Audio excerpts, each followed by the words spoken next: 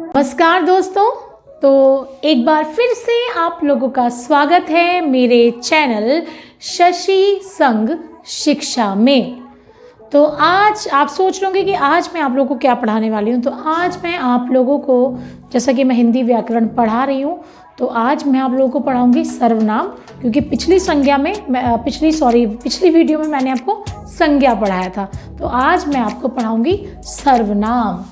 तो आज हम करने वाले हैं सर्वनाम।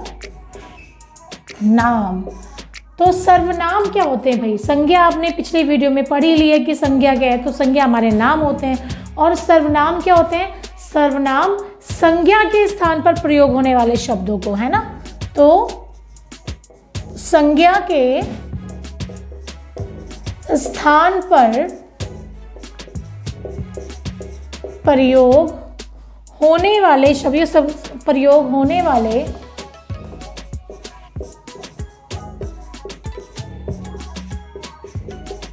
संज्ञा के स्थान पर प्रयोग होने वाले शब्दों को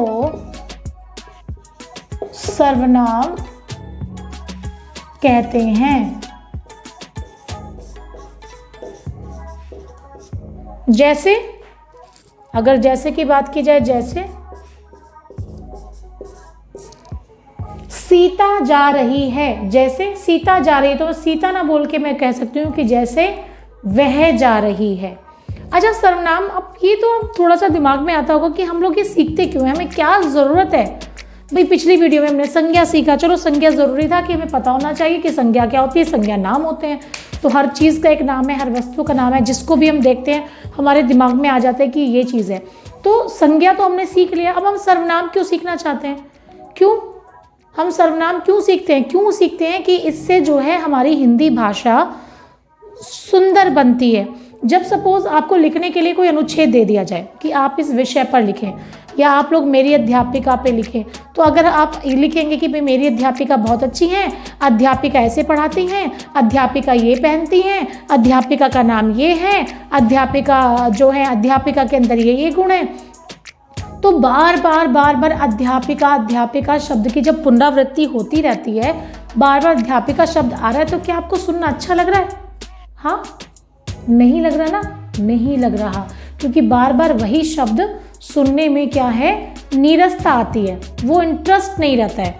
तो भाषा को सुंदर बनाने के लिए और एक ही शब्द की पुनरावृत्ति बार बार ना हो, तो उसके लिए हम सर्वनाम शब्दों का प्रयोग करते हैं कि भाई मेरी अध्यापिका का नाम ये है, वह बहुत अच्छी हैं, उनके अंदर, अब वह यूज़ किया, उनके अंदर ये गुण हैं, वह हमें पढ़ाती हैं, उनका स्वभाव, अब अध्यापिका का स्वभाव लिखें तो उनका स्वभाव, तो उनका, इनका, वे, ये, इस तरह के शब्द प्रयोग करने से हमारी भाषा जो है वो अच्छी हो जाती है, सुनने में सुंदर लगती है और लिखने में भी अच्छी लगती है, सामने वाले को आसानी से समझ में आती है, नीरसता नहीं आती, बोरिंग नहीं होता। तो इसीलिए हम सर्वनाम शब्दों का प्रयोग करते हैं। और सर्वनाम शब्द क्या? संज्ञा के स्थान पर प्रयोग किए जाने वाले शब्दों को सर्वनाम कहते हैं। जैसे मैं, यह, वे, ये, उनका, इनका, बहुत सारे शब्द हैं, आदि आदि आदि आदि आदि, बहुत सारे शब्द, सर्वनाम शब्द। अभी हम सीखेंगे ना, तब मैं आपको बताऊंगी। अभी थोड़ा सा बताती हूँ कि सर्वनाम शब्द के भेद भी हैं। तो कितने भेद हैं सर्वनाम शब्दों के? सर्वनाम शब्दों के हमारे 6 भेद हैं। तो कितने हैं? सर्वनाम के 6 भेद होते हैं। कौन कौन से 6 भेद होते हैं? 1, 2, 3, 4, 5 एंड 6 भी आ जाने चाहिए बोर्ड पे। तो सबसे पहले हमारा है पुरुष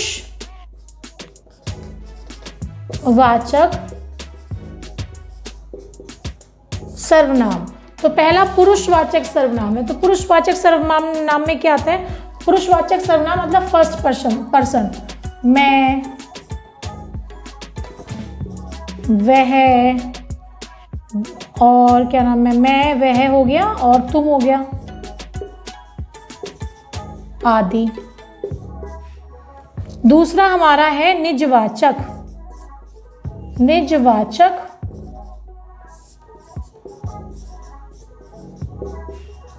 निजवाचक सर्वनाम। निजवाचक सर्वनाम जैसा कि नाम है निज, निज हम किसके लिए, जो खुद के लिए इस्तेमाल करते हैं। ऐसे शब्द जो हम अपने लिए इस्तेमाल करते हैं, खुद के लिए बोलते हैं। तो क्या कौन कौन से शब्द बोलते हैं इसमें, हम एक तो खुद बोलते हैं, खुद, अपना, मैंने अपना काम कर लिया, अपना, अपने आप, अपने आप। एक होता है निज, जैसा कि है निजवाचक, और एक होता है आपका स्वयं। स्वयं यानी कि खुद, खुद, अपना, अपने आप, निज और स्वयं, ये वाले शब्द जो हैं हम खुद के लिए इस्तेमाल करते हैं, तो इसीलिए निजवाचक कहलाते हैं। निजवाचक के बाद चलेंगे प्रश्नवाचक। बहुत आसान है, प्रश्नवाचक शब्द तो आप जानते हैं। तो प्रश्नवाचक सर्वनाम में जो प्रश्न सूचक प्रश्नवाचक शब्द आपके होते हैं, जैसे कि कौन, कहाँ, कौन हुआ, कहाँ हुआ, किधर, किसे, आदि। बहुत सारे हैं भाई, ये बहुत सारे शब्द हैं। तो किसे, आदि। तो पहला पुरुषवाचक, दूसरा निजवाचक, तीसरा प्रश्नवाचक, चौथा है हमारा संबंधवाचक। अब आप सोच रहे होंगे कि संबंधवाचक में क्या आएगा। तो संबंधवाचक सर्वनाम के अंतर्गत क्या आता है, जो शब्द जो है एक से, जिनका संबंध एक दूसरे से होता है, जैसे जिसका, उसका। यहाँ पे जिसका का संबंध उसका के साथ है, तो जिसका, उसका, इनके बीच में योजक लगे होते हैं, ध्यान रखिएगा। जिसका, उसका, जिधर, उधर, जिधर, उधर, यहाँ, वहाँ। ठीक है, जिसका, उसका, जिधर, उधर, यहाँ, वहाँ, जैसा, वैसा, जैसे को तैसा, जो जैसा करेगा वो वैसा भरेगा, है ना, जैसी करनी वैसी भरनी। तो जैसा, वैसा, इधर, उधर। तो ये कहलाते हैं संबंधवाचक, जब एक सर्वनाम का संबंध दूसरे सर्वनाम के साथ होता है, दूसरे सर्वनाम पर निर्भर करता है। तो ये शब्द होते हैं हमारे, ये सर्वनाम होती है हमारी संबंधवाचक। इसके बाद चलेंगे हम नंबर 5, अनिश्चयवाचक सर्वनाम। अनिश्चयवाचक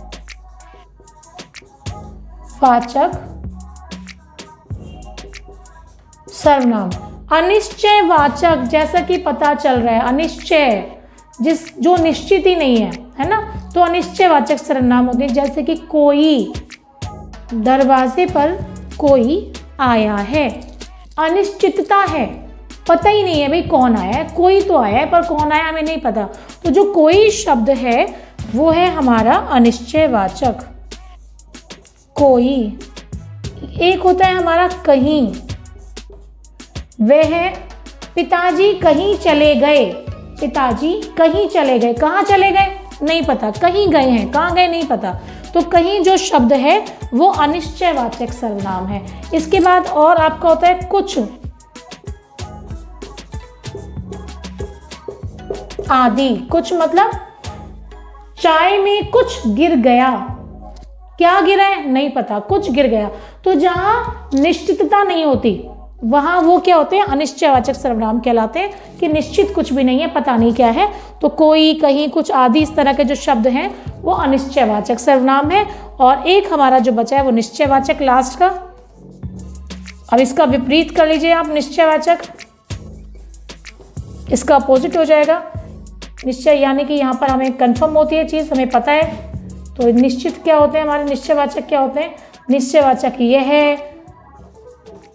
यह, ये, ठीक है, यह हो गया हमारा, ये हो गया हमारा, वे हो गया, वह हो गया।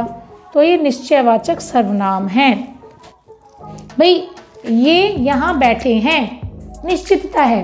तो जो जहाँ कंफर्म होता है, वे घर आ रहे हैं, कंफर्म है कि वे घर आ रहे हैं, ठीक। तो यह है, ये, वे, वह हमारे निश्चयवाचक सर्वनाम कहलाते हैं। तो सर्वनाम क्या है? संज्ञा के स्थान पर प्रयोग किए जाने वाले शब्दों को सर्वनाम कहते हैं। सर्वनाम के हमारे 6 भेद हैं: पुरुषवाचक, निजवाचक, प्रश्नवाचक, संबंधवाचक, अनिश्चयवाचक और निश्चयवाचक। तो आज की वीडियो में मेरे ख्याल से इतना ही काफ़ी है। मैंने सर्वनाम बता दिया, इसके भेद बता दिए।